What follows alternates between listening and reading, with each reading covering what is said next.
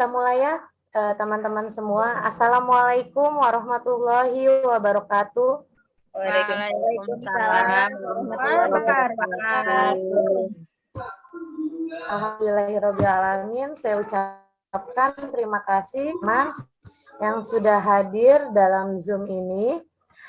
Saya salut sama semangatnya. Ketika libur masih tetap semangat untuk sama-sama kita ikhtiar mencari ilmu. Semoga apa yang kita lakukan hari ini bermanfaat untuk kita semua. Kegiatan ini saya lakukan, ini merupakan tugas saya dalam kegiatan pendidikan guru penggerak. Saya telah menyelesaikan modul 1.1 sampai 1.4, dan di akhir ini saya ditugaskan untuk melakukan pengimbasan tentang pemahaman dan penerapan pengalaman saya di kegiatan guru penggerak ini. Nah, sebelum kita mulai, kita berdoa dulu ya teman-teman ya, masing-masing dalam hati berdoa dimulai.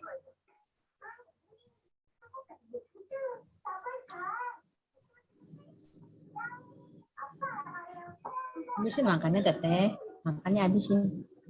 Terima kasih. Baiklah, langsung saja untuk mempersingkat waktu, saya izin share screen ya teman-teman.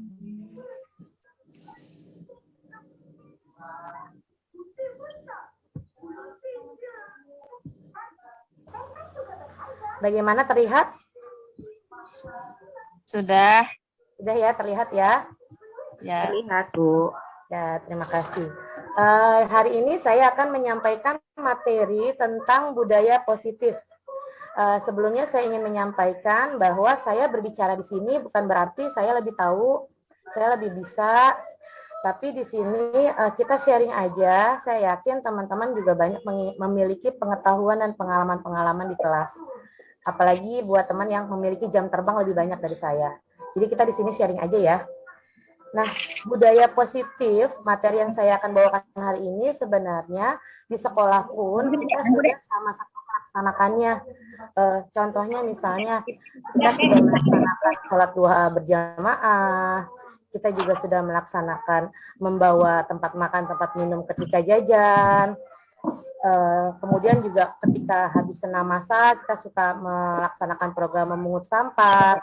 Nah, sebenarnya pembiasaan-pembiasaan itu sudah membentuk karakter-karakter siswa sehingga membentuk budaya positif yang ada di sekolah kita. Namun di sini yang saya mau kuatkan lagi adalah penguatan karakter itu bagaimana hadir dari kesadaran diri murid kita sendiri tanpa adanya motivasi dari luar. Misalnya hukuman ataupun penghargaan. Nah, bagaimana kita bisa menguatkan menguatkan karakter itu yang ada di dalam diri anak-anak kita, gitu, anak murid kita. Nah, sebelumnya saya ingin bertanya pada teman-teman, ini nggak bergerak ya? Oh, kelihatan ya? Udah berganti ya slide-nya ya? Sudah Bu. Nah, saya ingin bertanya dulu sama teman-teman nih tentang 3 pernyataan yang ada di layar. Seperti yang pertama, apakah menurut teman-teman hukuman dapat mendisiplinkan anak? Mungkin Bu Dewi bisa berpendapat. Kalau menurut saya ada beberapa punishment yang dapat membentuk disiplin anak ya. Kalau menurut saya tidak.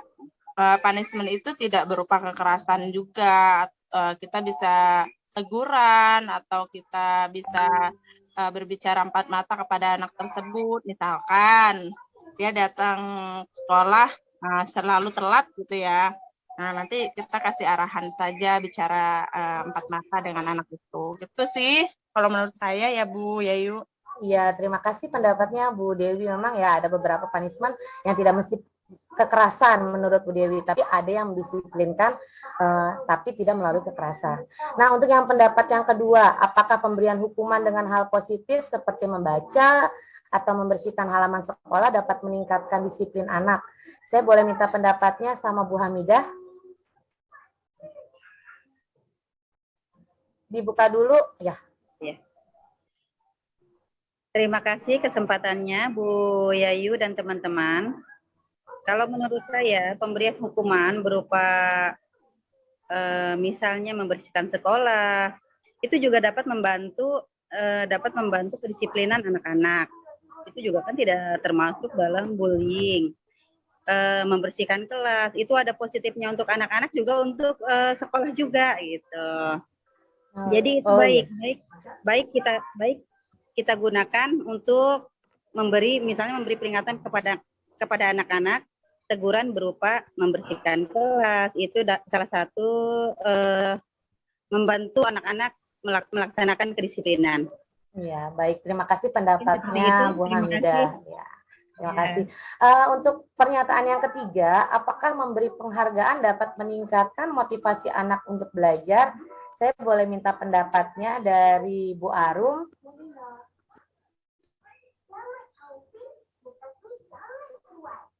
Bu Arum udah connect belum? Belum connect ya audionya ya? Ya, mungkin boleh dari yang lain. Bu Farah mungkin boleh berpendapat apakah memberi penghargaan dapat meningkatkan motivasi belajar anak? Ya, Bu Yayu, memberi penghargaan memang dapat meningkatkan motivasi belajar anak. Tapi ada kalanya juga anak juga harus dimotivasi tidak hanya dengan penghargaan. Kalau ada penghargaan pasti ada punishment. Nah, keduanya harus berjalan beriringan. Penghargaan memberikan motivasi belajar, punishment juga bisa memberikan motivasi belajar. Ya, terima kasih. Terima kasih banyak atas pendapatnya, Bu Farah, bahwa menurut Bu Farah, kalau ada punishment, pasti ada reward. Nah, sekarang saya mau coba bermain peran sama Bu Dewi. Ya, Bu Dewi, ada Bu Dewi? Ya, Bu Dewi. Ya. Bu Dewi, kemarin saya lihat di BJB ya. Boleh nggak ya saya lihat isi dompetnya? Buat apa sih? Pengen tahu aja ada berapa duitnya ya kira-kira? Aduh, jangan dong. Please, boleh atuh aku lihat. Itu kan privacy. Semalam sudah ngambil Bu Dewi. Pokoknya nanti kalau nggak dikasih lihat aku nggak mau bantuin rekamin lagi. Beda atuh Bu Yayu, itu kan privasi. Baik, terima kasih Bu Dewi ya. Tadi kita sedikit bermain peran sama Bu Dewi. Di situ saya meminta Bu Dewi membuka sesuatu yang privasi atau yang tidak dia inginkan, dan dipaksa seperti apapun walaupun saya bujuk, bahkan saya ancam, Bu Dewi tetap tidak mau melakukannya. Nah, ternyata di situ terbukti bahwa kita sebenarnya tidak memiliki kontrol kepada orang lain. Jadi orang lain hanya bisa mengontrol ya dirinya sendiri itu. Nah, ada beberapa teori kontrol di sini, ya, ilusi kontrol, seolah-olah kita itu bisa mengontrol murid. Dan seolah-olah kritik dan membuat rasa bersalah dapat menguatkan karakter. Dan semua penguatan positif, efektif, dan bermanfaat. Kemudian juga orang dewasa seperti memiliki hak untuk memaksa orang lain. Padahal teori itu hanya sebuah ilusi. Ya. Nah, di sini kita bisa lihat bahwa yang dapat mengontrol orang itu hanya buat dirinya sendiri. Jadi walaupun saya membujuk Bu Dewi, walaupun saya juga mengancam Bu Dewi, kalau memang dia tidak mau melakukan, ya akan tidak melakukan. Seperti halnya murid juga, kalau memang kita paksa buat menulis, walaupun ada dengan bujukan, ada dengan paksaan, ada yang melakukan. Tapi itu karena motivasi dia, motivasi dari bujukan dan paksaan itu. Nah, di sini budaya positif yang ingin kita kembangkan itu bagaimana agar anak itu muncul kesadaran diri untuk melakukannya, bukan karena bujukan dan bukan karena paksaan. Nah, ada perubahan paradigma ya dari stimulus respon dan teori kontrol atau teori kontrol pilihan. Di sini mengatakan siapa sesungguhnya yang memiliki kontrol, ya hanya diri sendiri. Ya, kita mencoba mengubah orang berpandangan sama dengan kita, padahal tidak bisa. Kita hanya bisa berusaha memahami pandangan lain dari orang itu. Nah, perilaku buruk itu kita lihat sebagai suatu kesalahan. Padahal tidak, semua perilaku memiliki tujuan. Meskipun perilaku itu buruk, tapi pasti punya tujuannya, punya alasan. Nah, orang lain bisa mengontrol saya, tidak. Hanya saya yang bisa mengontrol. Saya bisa mengontrol orang lain, tidak. Anda tidak bisa mengontrol orang lain.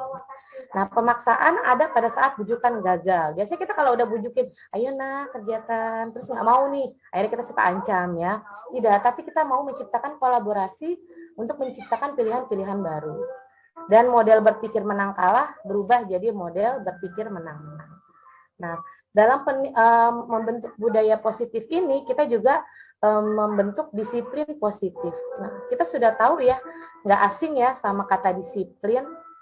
Kalau anak upacara pakai dasi lengkap, pakai dasi, topi, sepatu, kita anggap dia udah disiplin.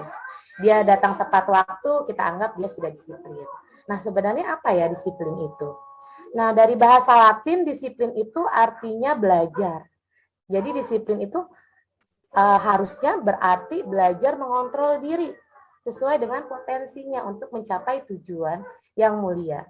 Ya, berdasarkan keinginannya. Jadi dia belajar mengontrol dirinya sendiri dari keinginannya sendiri. Namun di budaya kita ya, sering disiplin itu diartikan sebagai sesuatu yang dilakukan untuk kepatuhan. Untuk kepatuhan itu kecenderungan adanya ketidaknyamanan, ya ada juga pengekangan, ya keteraturan itu membuat orang merasa terpaksa. Nah, itu bergeser. Padahal disiplin itu harusnya belajar mengontrol diri. Nah, dari mengontrol diri itu kita akan menimbulkan nilai-nilai positif. Nilai-nilai positif itu namanya nilai-nilai kebajikan universal. Ya, sifat-sifat positif yang ada di dalam diri manusia yang ingin dicapai. Nah, nilai-nilai itu tanpa membedakan suku, bahasa, agama, dan latar belakang. Nah, kalau di pendidikan, nilai kebajikannya itu ada di profil pelajar Pancasila. Ya, teman-teman pasti tidak asing sama profil pelajar Pancasila. Bahkan di kelas udah ada nih yang mengajarkan profil pelajar Pancasila. Kemarin Diva sempat nyanyiin, Bu Farah udah mengajarkan di kelas profil Pancasila. Waktu Diva nyanyi, loh nyanyi apa? Itu Bun, pelajar Pancasila. Wah, berarti di kelas Bu Farah sudah ada. Ya, nanti di kelas yang lain boleh ikut diajarkan lagi Bu Farah lagu profil Pancasilanya. Nah, itu yang ingin kita capai. Jadi ingin membentuk pelajar yang sesuai dengan profil pelajar Pancasila. Nah, tadi sudah disebutkan ya kalau misalnya perilaku itu semuanya memiliki tujuan. Bahkan perilaku buruk pun memiliki tujuan. Nah, ada motivasi sendiri yang membuat manusia itu membentuk perilaku. Ada motivasi eksternal dan ada motivasi internal. Kalau motivasi eksternal itu muncul dari luar, seperti hukuman sama imbalan. Jadi anak itu tidak datang terlambat karena takut dihukum. Anak itu mengumpulkan tugas dengan tepat waktu karena takut diomelin bu guru. Atau anak itu mengerjakan PR takut disuruh lalui lapangan. Nah, itu motivasi eksternalnya. Nah, yang kita harapkan anak murid kita itu nanti berperilaku berdasarkan motivasi intrinsik, tapi motivasi di dalam diri sendiri. Dia menghargai dirinya sendiri, bahkan dia tahu mau menjadi apa dengan saya melakukan itu. Anak itu mau membuang sampah pada tempatnya karena memang itu bukan hal yang baik. Itu hal yang tidak baik kalau kita buang sampah sembarangan. Nah, kita harus membuang sampah pada tempatnya karena itu hal yang baik. Berbeda, oh ada bu guru, kelihatan buang sampahnya pada tempatnya. Nanti bu gurunya muji, ih kamu pinter, buang sampahnya pada tempatnya. Tapi itu yang mau kita bangun. Yang mau kita bangun itu motivasi yang ada dari dalam. Karena dia tahu, dia yakin, dia sadar bahwa membuang sampah sembarangan itu tidak baik. Banyak yang ditimbulkan. Nah, di sini yang coba kita mau kembangkan. Bukan dari motivasi eksternal, tapi motivasi internal. Nah, kita sudah mengenal apa itu hukuman sama konsekuensi. Ya, udah nggak asing saya yakin deh sama teman-teman. Nggak asing sama hukuman sama konsekuensi. Nah, di sini ada beberapa tindakan guru nih. Ya, tindakan yang pertama, mencatat 100 kali di dalam buku kalimat, saya tidak akan terlambat lagi karena terlambat ke sekolah. Nah, saya pengen tahu nih menurut teman-teman, kalimat yang pertama itu merupakan hukuman apa konsekuensi? Kalau yang pertama, kalau yang mencatat 100 kali di dalam buku kalimat. Bu Tuti mungkin boleh berpendapat kalau mencatat 100 kali dalam buku kalimat itu merupakan hukuman apa konsekuensi? Bu Tuti ada? Kalau Bu Arung udah ada nih kayaknya nih.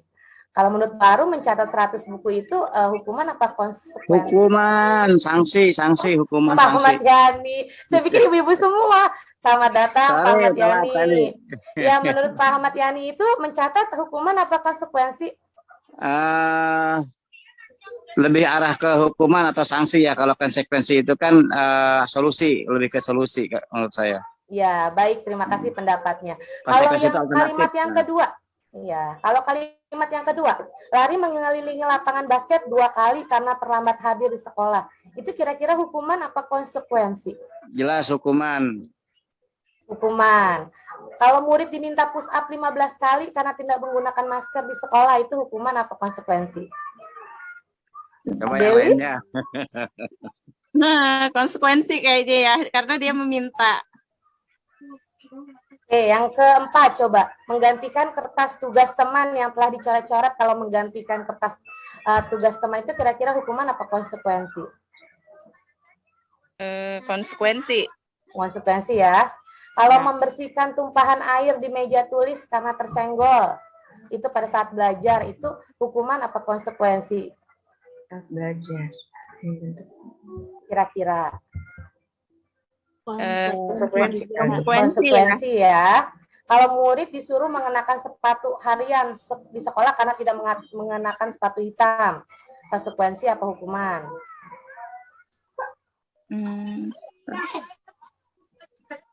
Hukuman. Hukuman. Coba yang terakhir. Lari mengelilingi lapangan basket 2 kali karena terlambat 10 menit untuk pelajaran PJOK, itu hukuman apa? Konsekuensi. Hukuman ya. Iya, saya yakin ibu-ibu, ibu bapak di sini pasti udah pada tahu ya yang mana hukuman, yang mana konsekuensi. Nah, di sini kita lihat perbedaannya. Nah, kalau hukuman itu sesuatu yang menyakitkan harus terjadi. Sedangkan konsekuensi sesuatu yang harus terjadi. Seperti tadi, menulis 100 kalimat itu sesuatu yang menyakitkan dan harus terjadi. Tapi kalau konsekuensi seperti tadi, dia membersihkan air yang dia tumpahkan, itu konsekuensi. Ya, dia menggantikan kertas yang robek, itu konsekuensi. Ya, tapi kalau hukuman itu biasanya tidak ada hubungannya. Seperti tidak mengerjakan PR, suruh nulis 100 kalimat. Nah, itu menyakitkan. Nah, hukuman itu membuat anak sakit baik fisik maupun hati. Tapi kalau konsekuensi hanya membuat anak tidak nyaman. Seperti dia merobek buku temennya nih misalnya. Dia mesti ganti pakai uangnya sendiri. Dia nggak nyaman, aduh nggak bisa jajan. Tapi itu cuma sebentar. Ya. Kalau hukuman membuat anak benci disiplin, bahkan bisa memberontak. Tapi kalau konsekuensi anak menghargai disiplin. Hukuman itu bersifat paksaan, terpaksa dan harus dilaksanakan. Tapi kalau konsekuensi adanya stimulus dan respon. Kalau si Dewi maunya dipaksa-paksa tuh. Enak ya, kalau dipaksa ya. Nah, anak belajar juga menyembunyikan kesalahan. Biasanya kalau kita tanya lempar-lemparan, ya menyembunyikan. Enggak Bu, dia duluan Bu, itu duluan Bu. Tapi kalau konsekuensi anak belajar mematuhi. Dan hukuman membuat marah, rasa bersalah, dipermalukan, merasa tak dihargai. Kalau konsekuensi hanya kehilangan hak, yang tadinya buat jajan jadi nggak buat jajan, dan dibuat tidak nyaman untuk sementara. Ya, itu perbedaan hukuman dan konsekuensi. Nah, selain hukuman dan konsekuensi, sekarang kita akan mengenai tentang restitusi. Nah, ini ada lagi yang berbeda.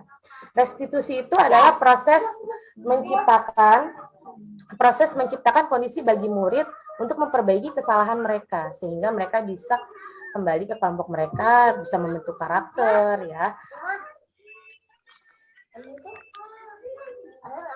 Sebentar ya.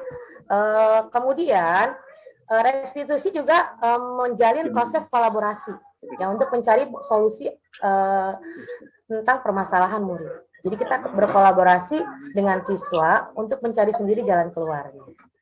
Nah, di sini perbedaannya nih antara hukuman, konsekuensi, dan restitusi. Ya, kalau hukuman itu sesuatu yang menyakitkan tadi. Kalau konsekuensi sesuatu yang harus terjadi. Tapi kalau restitusi kita memberikan pilihan kepada anak untuk memperbaiki kesalahannya. Ya, kalau hukuman itu anak merasa tidak nyaman dalam jangka waktu yang panjang, menyakitkannya dalam waktu yang panjang. Tapi kalau konsekuensi waktunya pendek. Tapi kalau restitusi itu menguatkan karakter anak. Ya, di sini kalau hukuman anak merasa tersakiti. Kalau konsekuensi anak dibuat nyaman, tidak nyaman saja. Nah, kalau restitusi mendapatkan penguatan karakter. Ini yang coba kita gali, bagaimana sih restitusi itu. Nah, ada ciri-ciri restitusi di sini. Yang pertama, restitusi itu bukan untuk menebus kesalahan, tapi untuk belajar dari kesalahan. Restitusi itu memperbaiki hukuman. Dia itu juga berupa penawaran, bukan paksaan yang harus dilakukan. Restitusi menuntut untuk melihat ke dalam diri sendiri, mencari kebutuhan dasar yang anak perlukan, mencari cara yang paling baik untuk menyelesaikan masalah. Dan kita fokus kepada karakter anak, bukan tindakannya. Fokus juga kepada solusi dan untuk mengembalikan anak yang berbuat salah kepada kelompoknya dengan baik. Gitu. Nah, langkah pertama yang bisa kita lakukan untuk menumbuhkan budaya positif, kita bisa membuat keyakinan kelas. Di sini saya juga sudah melihat teman-teman ada beberapa yang sudah melakukan kegiatan keyakinan kelas seperti Bu Farah ya. Bu Farah. Ya, di situ keyakinan kelas itu apa sih? Keyakinan kelas itu merupakan salah satu disiplin positif yang bisa kita terapkan dalam membangun budaya sekolah. Dengan adanya keyakinan kelas diharapkan dapat mewujudkan tujuan yang diinginkan. Ya, kenapa sih harus keyakinan kelas, nggak peraturan aja? Kalau peraturan kan tidak boleh berisik lagi belajar, tidak boleh buang sampah di dalam kelas, itu peraturan. Tapi kita mau bikin keyakinan, misalnya gini, mengapa sih harus ada peraturan menggunakan helm kalau naik kendaraan roda 2? Ya, bukan tidak harus menggunakan helm ketika naik motor, bukan. Tapi kenapa sih kita harus menggunakan helm? Nah, untuk keselamatan. Anak, ya, sama seperti murid-murid kita di kelas. Kenapa sih kita harus menjaga kebersihan kelas? Tapi bukan, kelas tidak boleh kotor, tidak boleh buang sampah di kelas. Jadi ada perbedaan. Untuk mendukung motivasi intrinsik yang tadi di awal. Jadi kesadaran diri itu muncul dari dalam dirinya sendiri. Kita bisa bikin keyakinan kelas misalnya, saya yakin kelas saya bersih. Saya berkeinginan saya memiliki kelas yang bersih. Jadi kita bisa berkolaborasi dengan anak, meminta pendapat anak, mau dibawa kemana sih kelas kita? Mau seperti apa sih kelas kita? Nah, di situ kita minta pendapat anak. Oh, Bu, saya mau kelasnya bersih. Bu, saya pengen kelasnya itu disiplin, Bu. Bu, saya mau kelasnya itu nyaman, aman. Nah, itu keyakinan kelas kita. Oke, kita kumpulin, kita tampilkan. Kita jadikan satu keyakinan kelas itu, menjadi kesepakatan kelas. Kita sepakat ya, kelas kita mau bersih. Nah, kalau kita sudah yakin kelas kita mau bersih, apa yang perlu kita lakukan? Misalnya, Bu, berarti kalau jajan nggak boleh buang sampah di dalam kelas. Bu, berarti tiap pulang sekolah kita harus piket. Nah, itu dari anak sendiri. Dengan munculnya dari anak sendiri, insya Allah muncul kesadaran diri sendiri untuk melakukan apa yang harusnya dilakukan. Bukan suatu peraturan yang tercipta karena paksaan, tapi karena keyakinan kelas kita. Nah, di sini ada Bu Farah. Bu Farah. Bu Farah ada nggak ya? Bu Farah coba ceritakan sedikit. Bu Farah pernah membuat keyakinan kelas di kelas 4C. Bagaimana sistemnya, teknisnya? Boleh berbagi sama teman-teman. Oke. Waktu membuat keyakinan kelas di kelas 4C, pertama yang dilakukan adalah berdiskusi dengan anak-anak. Mengenalkan apa itu keyakinan kelas, apa itu bedanya dengan peraturan kelas. Setelah itu, membuat kelompok, dan mereka mengeluarkan ide serta pendapatnya di suatu kertas Manila waktu itu, karton Manila. Mereka menuangkan idenya, kelas saya harus seperti apa. Saya yakin yang ditanamkan pertama kali adalah yakin dengan segala perbuatan yang kamu inginkan itu hal-hal yang positif dan baik. Nah, mereka membuat masing-masing. Setelah itu dilemparkan ke forum, masing-masing kelompok membacakan keyakinannya yang sudah mereka buat. Setelah itu berdiskusi kembali, mengambil poin-poin dari setiap kelompok. Nah, akhirnya terciptalah keyakinan kelas. Di kelas saya ada 4. Yang pertama, kelas harus bersih, nyaman, aman, dan tentram. Yang kedua, ketika belajar harus fokus, tidak berisik. Jadi belajar mereka bisa konsentrasi dengan baik. Apalagi ya, saya lupa. Pokoknya ada 4 dan itu ditempel di kelas. Mereka meyakini itu sebagai hal positif yang harus dilakukan setiap hari. Jadi memang nggak langsung semuanya berubah. Ada beberapa anak yang memang masih melakukan hal-hal di luar keyakinan, tapi ada teman-teman yang akhirnya mengingatkan. Kan kita udah sepakat kalau buang sampah itu yang ada esnya nih, terutama yang ada esnya, nggak boleh di tempat sampah. Esnya dibuang dulu, seperti itu. Atau sepakat ketika ada yang ribut, kok kamu ribut sih? Nggak baik tahu, kan nggak boleh ribut di kelas, nanti belajarnya jadi nggak nyaman. Gitu. Ya biasanya yang cewek-cewek tuh, yang selalu mereka ingat seperti itu. Ya dari keyakinan kelas itu kerasa sih untuk beberapa hal mereka sadar sendiri. Tapi untuk beberapa hal juga ya namanya proses, ya harus tetap diingatkan. Itu aja. Baik, terima kasih Bu Farah, luar biasa ya. Sudah melaksanakan keyakinan kelas, sudah berbagi juga pengalaman dengan kita, dan nanti kita bisa coba nih di awal semester 2. Di awal semester 2 yang kita lakukan pertama kali membuat keyakinan kelas. Coba sama-sama, ayo kita mari lakukan, kita buat kesepakatan. Kita lihat perubahannya memang butuh proses tadi ya, seperti Bu Farah bilang. Tidak langsung instan 100% berubah. Semua perubahan pasti butuh proses. Tapi setidaknya ada perubahan setiap hari. Ya, itu namanya perubahan. Perubahan itu nggak mesti langsung, tapi bisa perubahan kecil pun termasuk perubahan. Nah, nanti kita sama-sama coba di awal semester 2, kita sama-sama bikin keyakinan kelas. Terima kasih Bu Farah sudah berbagi pengalamannya. Sama-sama Bu Yayu. Nah, keyakinan kelas itu juga menimbulkan, kita tahu kebutuhan dasar anak-anak itu sebenarnya seperti apa. Pada dasarnya, manusia itu memiliki 5 kebutuhan dasar. Yang pertama, kebutuhan untuk bertahan hidup, ya, makan, minum. Anak-anak biasanya butuh uang jajan, ya. Kalau perutnya kosong juga, kalau mengajar juga sulit masuk ya ke otak gitu istilahnya. Nah, ternyata anak-anak juga butuh cinta dan kasih sayang. Sama, kita juga pasti butuh cinta dan kasih sayang. Kita juga butuh kebebasan dalam arti positif. Ya, bebas membuat pembelajaran, merdeka belajar. Ya, anak juga berhak bebas mengemukakan pendapatnya. Dan kita juga punya kebutuhan kesenangan, seperti yang dilakukan teman-teman kita nih, ada yang healing. Habis kita bekerja keras, kita butuh senang nih, ada yang healing, ada yang ke Cianjur, ada yang ke Puncak. Ini nanti ada Bu Dewi yang pulang kampung, ada Bu Ham yang ke Cilacap. Nah, itu juga kita butuh gitu kesenangan. Dan kita juga butuh kekuasaan. Kekuasaan di sini adalah peran kita sebagai guru. Nah, selanjutnya kita harus mengetahui peran kontrol kita sebagai guru di kelas. Nah, di sini ada 5 posisi kontrol. Nah, kita bisa bercermin diri nih. Biasanya kita menggunakan posisi kontrol yang mana? Di sini ada posisi kontrol penghukum, membuat rasa bersalah, sebagai teman, sebagai pemantau, atau sebagai manajer. Nah, di sini saya coba jabarkan, kalau posisi penghukum itu biasanya kita menghardik, menunjuk-nunjuk, melotot-lotot, waduh, menyindir-nyindir, ya. Nah, itu parah banget itu. Saya juga pernah kalau lagi emosi ya, kalau lagi emosi juga, apalagi anaknya, aduh nakal banget ya, ya adalah satu sisi seperti itu gitu. Nah, kita menghukum, kamu ini datang terlambat, lari 10 lapangan, tanpa melihat anak kondisinya seperti apa, situasinya seperti apa, itu guru yang penghukum.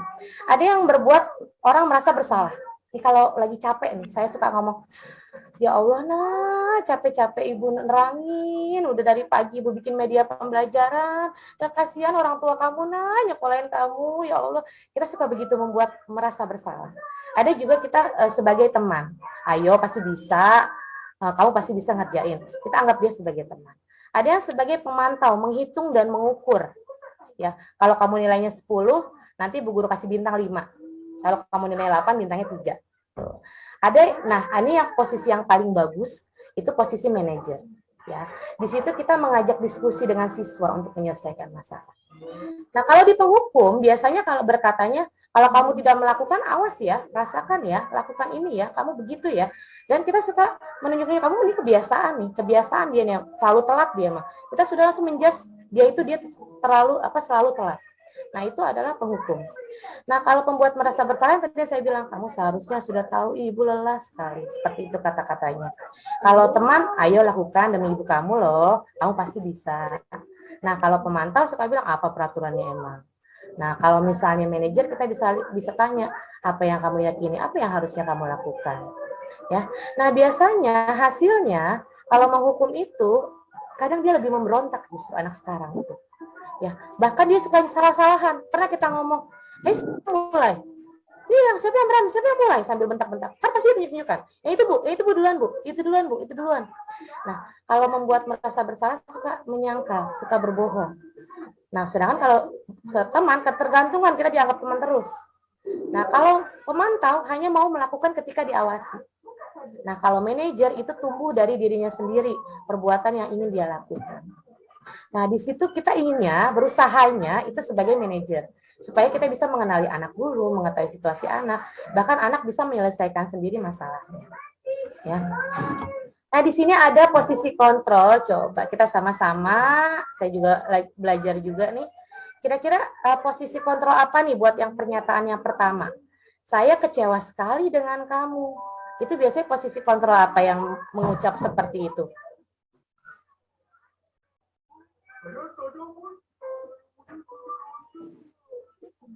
Posisi penghukum kah? Apa pembuat rasa bersalah kah? Apa sebagai teman kah? Merasa bersalah kayak. Ya betul, kayaknya ya merasa bersalah. Soalnya ada kata kecewa sekali gitu ya. Bu Tuti Iqbal Indra ya. Ibu kecewa sekali gitu ya, membuat rasa bersalah. Nah, kalau yang kedua, kamu tidak pernah benar deh melakukannya. Itu sebagai apa kira-kira? Penghukum. Ayolah lakukan demi ibu bapakmu. Itu kira-kira sebagai apa? Sebagai teman. Sebagai teman. Kalau apa kamu mau mendapatkan stiker bintang hari ini, kira-kira sebagai apa? Pemantau. Ibu Iis ternyata ada ya. Aku baru lihat. Nah, kalau misalnya bagaimana kamu menyelesaikan masalah ini, Nak? Bagaimana kamu memperbaiki ini semua? Manager. Dan kalau misalnya kamu selalu deh yang paling akhir nih ngerjainnya nih, kebiasaan. Penghukum. Iya, sebagai penghukum. Udah pada pinter-pinter ya ternyata. Memang saya di sini pun, saya yakin ibu-ibu guru di sini tuh udah pada tahu. Ya. Nah, ini ya tadi jawabannya. Semuanya benar. Alhamdulillah. Nah, kalau kita berusaha ingin menjadi manajer, di sini kita biasanya membuat yang namanya segitiga restitusi untuk menyelesaikan masalah. Nah, untuk menyelesaikan masalah ini dalam segitiga restitusi ada 3 tahapan. Yang pertama, menstabilkan identitas. Yang kedua, validasi tindakan yang salah. Dan yang ketiga, menanyakan keyakinan. Yang pertama, kita stabilkan dulu nih. Ya, apa sih yang biasa dikatakan kalau menstabilkan identitas? Kita biasanya mengatakan, ya udah sih Nak, berbuat salah itu manusiawi. Ibu juga pernah berbuat salah. Ibu yakin kamu pasti bisa menyelesaikan ini. Sudah, jangan menyalahkan diri sendiri. Ayo kita perbaiki sama-sama. Itu kita menstabilkan emosi dia dulu. Nah, yang kedua baru kita tanya validasinya. Kamu pasti punya alasan melakukan ini. Coba cerita sama ibu. Kamu kira-kira mengapa sih melakukan ini? Mau kamu coba memperbaikinya. Apa yang kamu bisa lakukan dengan lebih baik lagi besok? Itu kita validasi dulu. Nah, setelah itu baru kita tanya keyakinan kelas yang kita buat. Coba kamu ingat, seharusnya seperti apa sih? Kesepakatan yang kita buat itu seharusnya seperti apa sih? Biar mereka sendiri yang menentukan apa yang harus mereka lakukan. Nah, menanyakan keyakinan. Itu tahapan-tahapan kita menjadi manajer. Nah, di sini kita juga bisa memberikan waktu kepada siswa 30 detik aja. Jadi kalau anak lagi berantem, jangan langsung ditunjuk-tunjuk, marah-marahin apa. Tarik dulu. Intervensi dulu 30 detik aja. Tanyain dulu. Ibu tahu kamu sedang membela diri. Coba tenang dulu. 30 detik aja. Apa yang bisa Ibu bantu agar kamu bisa melakukan lebih baik? 30 detik aja. Insya Allah dengan seperti itu anak bisa menyadari dari dalam dirinya sendiri. Motivasi intrinsiknya itu muncul dan bisa membentuk karakternya sendiri. Nah, di sini saya juga punya contoh. Saya stop share dulu ya. Di sini saya punya contoh, ya, contoh bagaimana sih, sebentar ya, contoh adegan bagaimana cara menjadi manajer. Sebentar ya.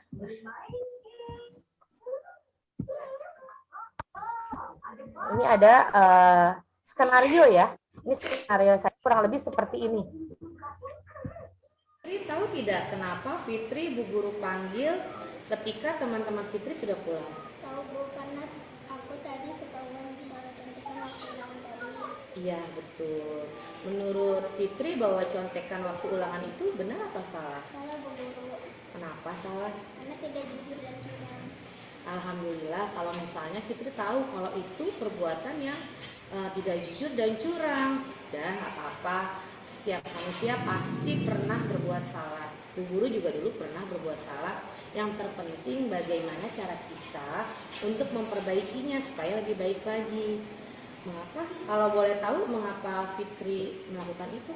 Kemarin aku tidak sempat belajar Bu Guru karena terlalu lama main game. Aku takut nilai aku kecil nanti dimarahin mama. Fitri tahu tidak kalau akibat dari mencontoh itu apa? Bukan berdosa dan jadi anak yang bodoh. Betul sekali. Bisa berdosa, bisa juga jadi anak yang bodoh. Nah, kalau seperti itu seharusnya bagaimana kalau kita ada ulangan lagi? Belajar dan tidak main game. Ya, pintar. Ibu Guru yakin pasti Fitri bisa melakukannya. Nah, sekarang Bu Guru ingin ingatkan Fitri tentang keyakinan kelas yang sudah kita buat tentang kejujuran. Fitri ingat tidak? Ingat Bu Guru, tidak boleh mencontek. Maafkan Fitri Bu Guru. Aku janji tidak mengulanginya lagi. Alhamdulillah. Iya, Ibu Guru maafkan. Ibu Guru yakin Fitri bisa jadi anak yang pintar dan jujur. Amin, terima kasih Bu Guru. Sama-sama.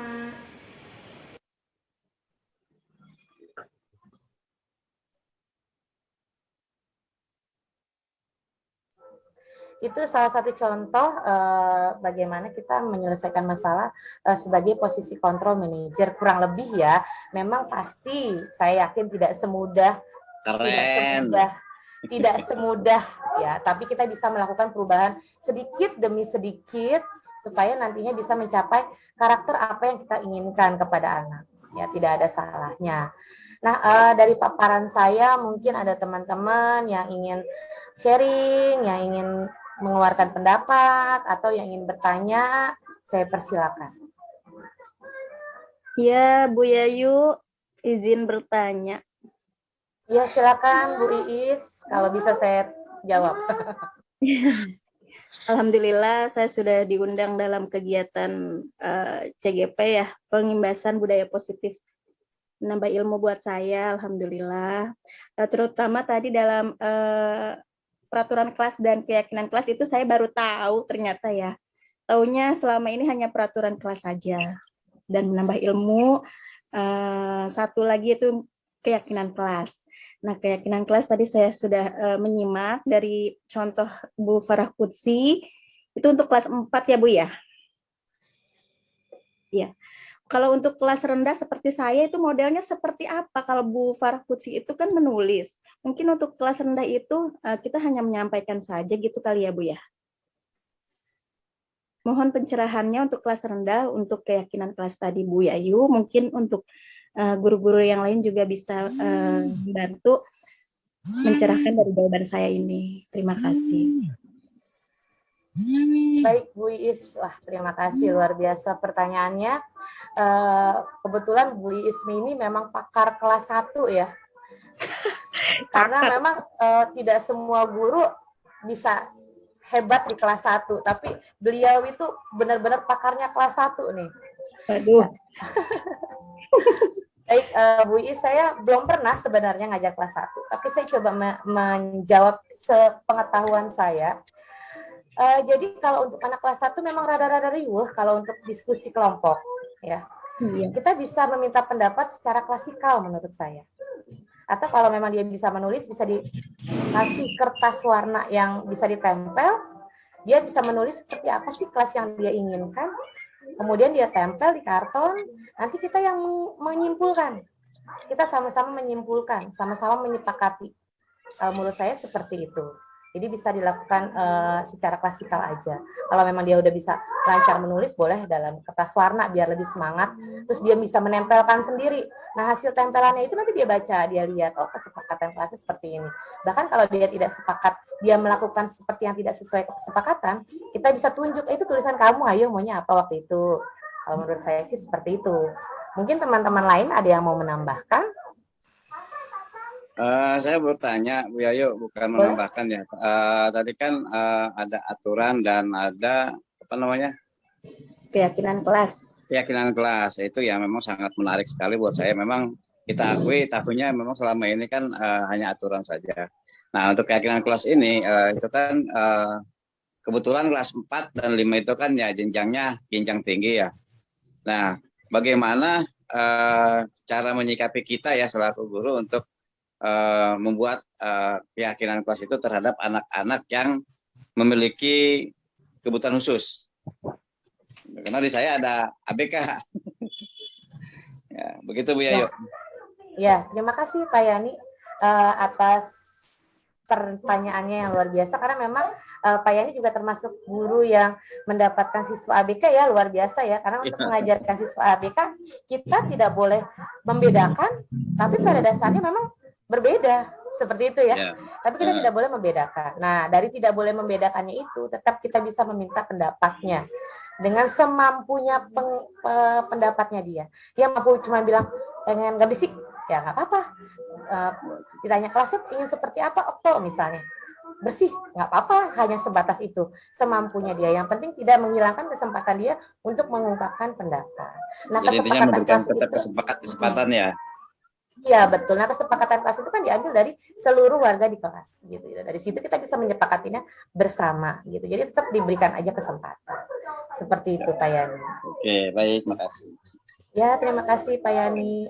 Ada lagi yang ingin menanggapi atau berkomentar atau mau bertanya, boleh.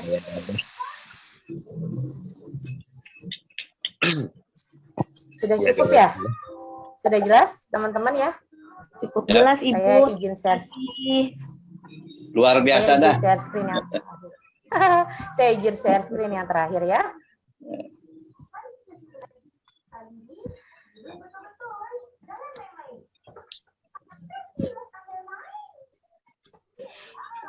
Baik, kita merefleksi bersama-sama. Nah, dari paparan saya yang dari awal tadi, yang dari tentang perubahan paradigma, tentang budaya positif, tentang keyakinan kelas, kebutuhan dasar manusia, saya ingin meminta pendapat hal baru apa yang mengubah pemikiran teman-teman, perasaan apa sih yang teman-teman muncul ketika saya menjelaskan itu semua gitu. Ada nggak sih hal baru yang teman-teman dapatkan? Minta pendapatnya mungkin 2-3 orang. Siapa yang mau berpendapat dipersilakan. Ya, dari saya sedikit Bu Yayu. Ya, boleh sweet antara Bu Iis sama Pak Yani. Kelas rendah dan kelas tinggi ini boleh, nggak apa-apa. Pas, sudah mewakili berarti. Kelas rendah dulu ya. Ya, kelas rendah dulu, yang tinggi ngalah ya Pak Yani ya. Ya, oke. Ngalah sama adik kelas. Ya, oke. Terima kasih kakak senior. Ya, silakan Bu Iis. Ya, Bu Yayu, terima kasih atas kesempatannya. Saya mencoba menjawab untuk nomor 1. Hal baru yang mengubah paradigma saya, yang saya dapatkan, alhamdulillah, tentunya banyak sekali yang tadi disampaikan oleh Ibu, terutama tadi yang dalam peraturan kelas dan keyakinan kelas itu yang saya dapatkan. Alhamdulillah nanti insya Allah saya terapkan di kelas rendah. Mungkin dengan pengarahan saya ya, anak-anak kelas rendah itu, yang tadi Bu Yayu sampaikan. Untuk di nomor 2, itu perasaan yang muncul tentunya senang sekali. Banyak banget ilmu yang saya dapatkan dalam sesi ini. Dalam mengontrol emosi terutama, saya sebagai guru juga harus menambah kontrol emosi saya di level yang lebih tinggi lagi menjadi manajer seperti itu. Usahakan kontrol emosi yang sering hampir terjadi ke anak-anak itu selalu yang kamu tuh kenapa sih kayak gini? Ah, itu untuk dihilangkan saja, untuk menjadi baik aja, untuk menjadi manajer yang lebih baik itu mungkin Bu ya. Senang sekali. Terima kasih. Mantap, luar biasa ya Bu Is ya. Sama, saya juga masih belajar. Jiwa penghukum saya juga masih ada. Ya, sedikit-sedikit kita hilangkan. Belajar, sama-sama belajar, berubah ke arah lebih baik. Silakan Pak Yani. Oke, baik. Terima kasih atas kesempatannya, Bu Ayu ya. Hal baru yang mengubah paradigma saya yang saya dapatkan. Ya, walaupun tadi saya agak sedikit terlambat masuk Zoom-nya ya, mohon maaf. Tapi begitu join, di sini sangat luar biasa materinya. Yang selama ini paradigma saya itu hanya ada aturan atau disiplin saja di sekolah. Nah, ini luar biasa menambah wawasan buat saya. Yang menambah wawasan itu ada namanya itu kelas tadi ya, namanya. Nah, jadi sangat luar biasa lah untuk menambah wawasan saya. Yang kedua, perasaan apa yang muncul? Justru sangat perasaan saya itu kalau ibarat kata itu greget ya. Ingin segera kayaknya masuk kelas itu, masuk sekolah, ingin melakukan apa yang didapat pada hari ini, yaitu membuat perbedaan antara aturan dengan Kesepakatan kelas. Keyakinan kelas. Gitu ya, keyakinan kelas. Nah, jadi sangat tertarik sekali. Saya ingin langsung menyalurkan terhadap kelas saya. Itu aja yang saya dapat Bu Yayu. Baik, terima kasih. Alhamdulillah ya, kita sama-sama belajar di sini ya, sama-sama bercermin. Pastinya kita juga ingin berubah ke arah yang lebih baik. Jangan hanya anak-anaknya saja yang berubah dari zaman ke zaman, tapi memang kitanya pun yang harus ikut berubah. Bukan menyalahkan peraturan yang sudah ada, tidak, peraturan di sekolah tetap ada dan tetap baik, tapi kontrol kita sebagai guru yang harus kita tingkatkan dan kita rubah. Bagaimana caranya agar budaya disiplin positif itu lahir dari kesadaran diri, bukan atas paksaan atau bukan atas hadiah. Itu yang pengen kita bangun sebenarnya. Gitu. Untuk terakhir, mungkin ada yang mau berpendapat atau sudah cukup? Bu Yayu mau nanya dong Bu, satu lagi. Boleh Bu Is, silakan. Ya. Bu Yayu tadi kan ada hukuman dan konsekuensi ya? Ya, dalam sekolah itu memangnya sebetulnya boleh nggak sih kalau kita kasih hukuman seperti contoh tadi Ibu ya, 100 kali menulis kalimat saya tidak akan mengulangi lagi seperti itu. Emang itu boleh ya Bu ya, seperti itu ya? Baik, di sini seperti yang tadi saya bilang, saya tidak menyalahkan peraturan yang sudah ada ya, seperti misalnya terlambat poin 5 misalnya, atau berbagai macam cara guru untuk menegakkan kedisiplinan. Tidak ada yang salah. Karena memang bisa menjadi disiplin. Tapi yang ingin saya kembangkan di sini, yang ingin dikembangkan dari materi ini, bagaimana kita juga membuka kesadaran diri siswa, kenapa sih harus datang tepat waktu, kenapa sih kamu harus mengerjakan tugas, itu yang poinnya sebenarnya. Untuk mendisiplinkan siswa memang banyak cara yang dilakukan guru. Tapi yang perlu kita ingat, kita juga harus menuntun anak untuk belajar disiplin. Yang tadi dibilang disiplin itu kan belajar mengontrol diri. Itu yang mau kita kembangkan. Ya, kalau misalnya hanya untuk mendisiplinkan, udah kita namanya mengajar lebih dari 20 siswa ya. Dia datang terlambat, udah dikasih hukuman ini dulu. Nantinya kita pulangi, kita panggil, kita tanya, kita buka kesadaran diri dia. Pertama tanya alasannya dulu, terus kita buka kesadaran diri dia, memang masuknya jam berapa. Itu yang belum saya lakukan sepenuhnya. Sama, kita juga sama-sama belajar. Ya, tipe penghukum, tipe pemantau, tipe pembuat merasa bersalah itu bukan berarti tidak bisa mendisiplinkan. Itu bisa mendisiplinkan. Tapi yang kita cari bagaimana mendisiplinkan anak itu berdasarkan kesadaran diri. Kalau menurut saya seperti itu, Bu Is. Ya, Ibu, terima kasih. Mungkin teman-teman ada yang mau berpendapat tentang pertanyaannya Bu Is. Bu Farah mau berpendapat, boleh?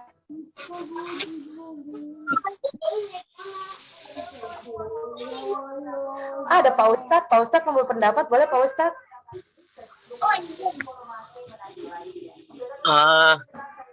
Alhamdulillah. Ada suara saya enggak? Ada Pak, ada kedengeran Pak Ustadz? Mohon maaf sambil megang ini nih, kompor. Iya, nggak apa-apa Pak, namanya lagi liburan. Belado.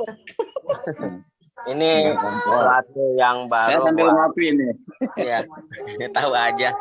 Sesuatu yang baru buat kita, dalam artian baru, motivasi buat diri kita, bahwa segala sesuatu dia berpikir positif, akan hasilnya positif. Inilah yang disebut dengan kolaborasi antar teman sejawat. Ada hikmahnya, ada manfaatnya. Kita yang tahu jadi tahu, yang belum tahu jadi tahu, dan yang sudah tahu bisa konfirmasi ke yang belum tahu. Kita bekerja sama. Insya Allah kalau semuanya baik, akan memiliki murid yang berkualitas seperti guru-guru yang sudah berkualitas. Bukan seperti itu, Pak Yani. Amin, mantap Kak Hasan. Iya. Hajib euy. Kita saling dukung sesama teman sejawat yang diklat maupun yang PPK atau apapun namanya, kita dukung. Guru yang belum paham kita dampingi. Itulah kenapa kita memiliki akreditasi yang nilainya baik, bagus, karena kita saling mendukung, saling kerjasama dan sama-sama kerja untuk membangun pendidikan yang berkualitas. Apapun keadaannya, emang berat sih tugas jadi guru. Dengan segala kebijakan, kita tetap eksis pada ranahnya, kita tetap fokus. Kita sebagai seorang guru, seorang motivator, seorang organisator, seorang fasilitator, ya guru mah emang jadi kayak bos lah. Motivator iya, organisator iya, fasilitator iya, inspektor iya. Ya itulah tugas seorang guru memang berat. Bisa nggak bisa, ya kita harus bisa. Walaupun tidak bisa, tetap tersenyum di depan murid agar kita terlihat lebih bijaksana dan lebih dewasa seperti itu. Siap, Bapak. Silakan Bu Yayu. Ya, terima kasih Pak Ustadz. Betul ya, memang tugas guru itu sangat berat. Kita sebagai motivator lah, sebagai apalah, manajer apa, memang sangat berat. Dan makanya kita sebagai guru menjadi pembelajar sepanjang hayat. Jadi kita terus belajar, kita mengembangkan diri kita. Karena subjek yang kita hadapin tiap tahun berubah. Kalau kitanya nggak ikut berubah, kitanya yang ketinggalan. Gitu. Terima kasih Pak Ustadz pencerahannya. Ya teman-teman, saya ucapkan terima kasih atas kehadirannya di Zoom saya. Mohon maaf, banyak kesalahan, banyak kekurangan dari diri saya. Yang baik diambil, yang kurang baik jangan diambil. Ya, kita sama-sama belajar, saya juga masih belajar. Di sini tidak ada rasa saya lebih pintar atau bisa enggak. Saya juga sama-sama belajar. Terima kasih sekali lagi atas kehadiran teman-teman. Saya tutup ya teman-teman ya. Semoga bermanfaat. Wassalamualaikum warahmatullahi wabarakatuh. Waalaikumsalam warahmatullahi wabarakatuh. Selfie dong. Terima kasih juga teman-teman. Terima kasih semuanya ya. Terima kasih.